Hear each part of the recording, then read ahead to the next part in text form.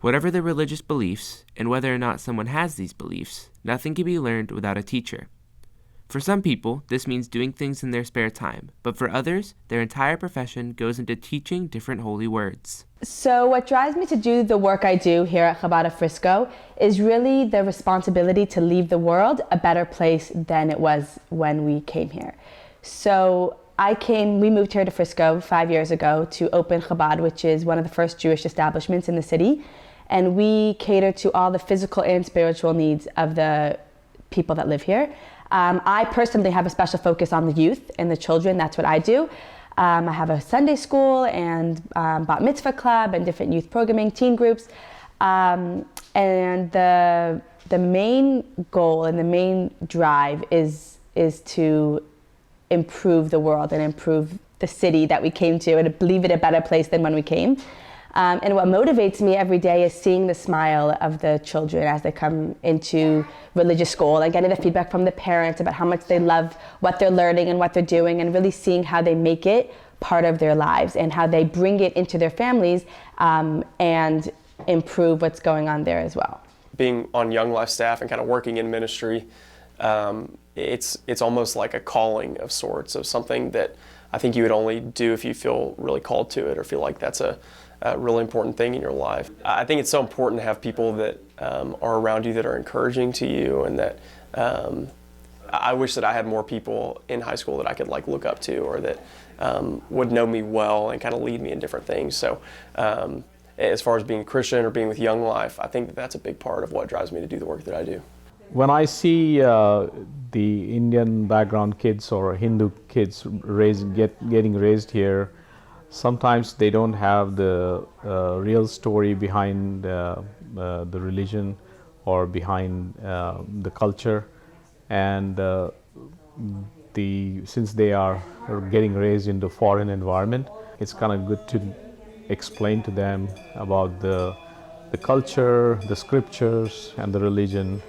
And that kind of drives me because that also allows me to learn about our own religion and scriptures. When I was younger, obviously we grew up in America and American society. One of the things that affected us was our disconnection from God. And so when I went to study Islam and religion, then it connected me to God and recognized God and found purpose.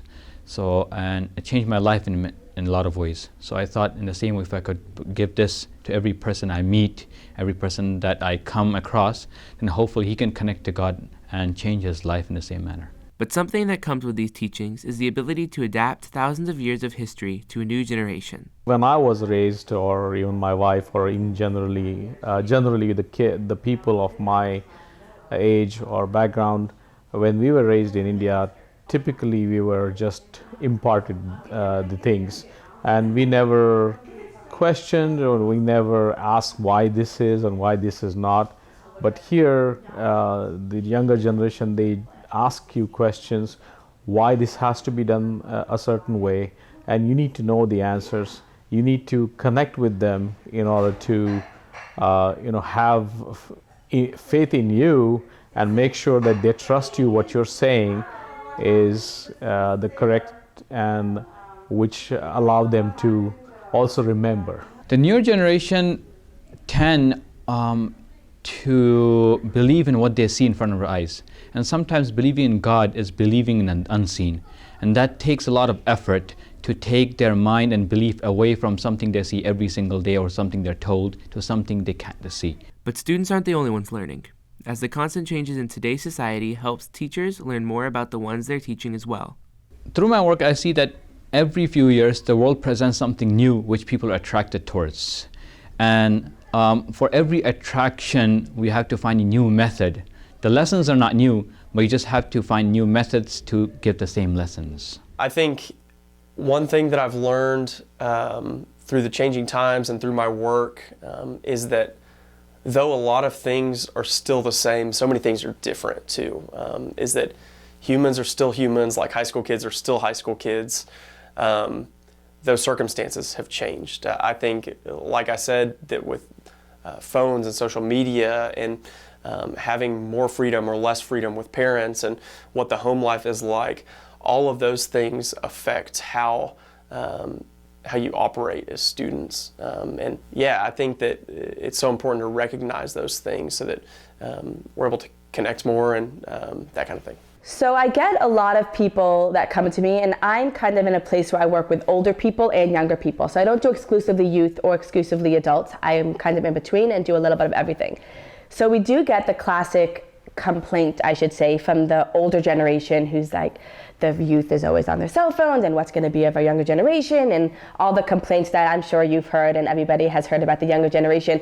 And I think to myself, our parents had the same complaints about our generation, and the grandparents had the same complaints about their generation, and that's just a cycle of the world. Is the older generation is complaining about the development and the advancements of the younger generation. We're all learning and adjusting to the changes of our times, but I think that in 20 years and 30 years and 40 years from now, it's just going to be a greater advantage that we've had. So once we learn how to manage and not to cut out, let's say, media or social media or technology from our lives, but how to really use social media and technology in a way that advances religion and the world and the social interactions with people to a place where we've never been to before. So I wouldn't say look at it as a negative advancement, but really just focus on the positive that will come from it, because the advancements in the world throughout generations has only led to positive impacts.